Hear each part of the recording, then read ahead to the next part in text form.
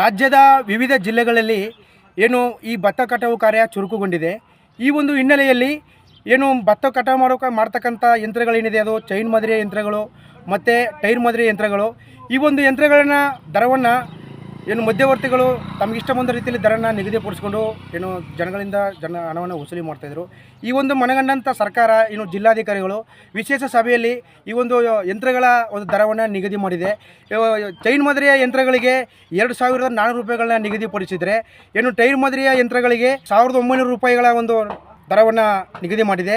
ಜೊತೆಗೆ ರೈತರು ಕಟಾವು ಮಾಡ್ತಂಥ ಭತ್ತವನ್ನು ಏನಿದೆ ಅದನ್ನು RMCಯಲ್ಲಿ ಅಥವಾ ಸರ್ಕಾರ ನಿಗದಿಪಡಿಸಿರ್ತಕ್ಕಂಥ ಬೆಲೆಗೆ ಮಾರಾಟ ಮಾಡುವಂಥ ಸೌಲಭ್ಯವನ್ನು ಸಹ ಮಾಡಲಾಗಿದೆ. ಯಾರು ಮಧ್ಯವರ್ತಿಗಳು ಏನು ಇದನ್ನು ಹೆಚ್ಚು ಲಾಭವನ್ನು ಪಡೆದಿದ್ರು ಅವರಿಗೆ ಇದು ಕತ್ತರಿ ಬೀಳ್ತಕ್ಕಂಥ ಸಂದರ್ಭವನ್ನು ಕಾಣ್ಬೋದು.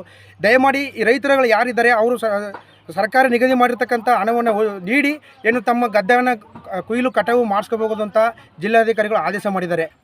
ದಳ್ಳಾಳಿಗಳು ಮತ್ತು ಮಧ್ಯವರ್ತಿಗಳು, ಈ ಯಂತ್ರದ ಮಧ್ಯವರ್ತಿಗಳು, ಈ ಭತ್ತ ಕುಯ್ಯ ಕಟಾವು ಮಿಷಿನ್ನ ಮಧ್ಯವರ್ತಿಗಳಾದಂಥವರು ಈ ರೈತರ ಹತ್ರ ದುಡ್ಡುಗಳನ್ನ ಜಾಸ್ತಿ ತಗೊಂಡು ಭಾರಿ ತೊಂದರೆ ಕೊಡ್ತಾ ಇದ್ದಾರೆ. ಅದರಿಂದ ಈ ಜಿಲ್ಲಾಧಿಕಾರಿಗಳು ಏನು ನಿಗದಿಪಡಿಸಿದ್ದೀರಾ, ಈ ಯಂತ್ರಗಳಿಗೆ ಏನು ಅಮೌಂಟು ನಿಗದಿಪಡಿಸಿದ್ದೀರಾ ಅದು ತುಂಬ ಸಂತೋಷ ಆಯಿತು. ಹಾಗೂ ಭತ್ತವನ್ನು ನೀವು APMCನಲ್ಲಿ ಏನು ನಿಗದಿಪಡಿಸಿದ್ದೀರಾ ಆ ಬೆಂಬಲ ಬೆಲೆಗೆ ನೀವು ತಗೊಂಡು ಬೇಗ ಪೇಮೆಂಟ್ ಮಾಡಿ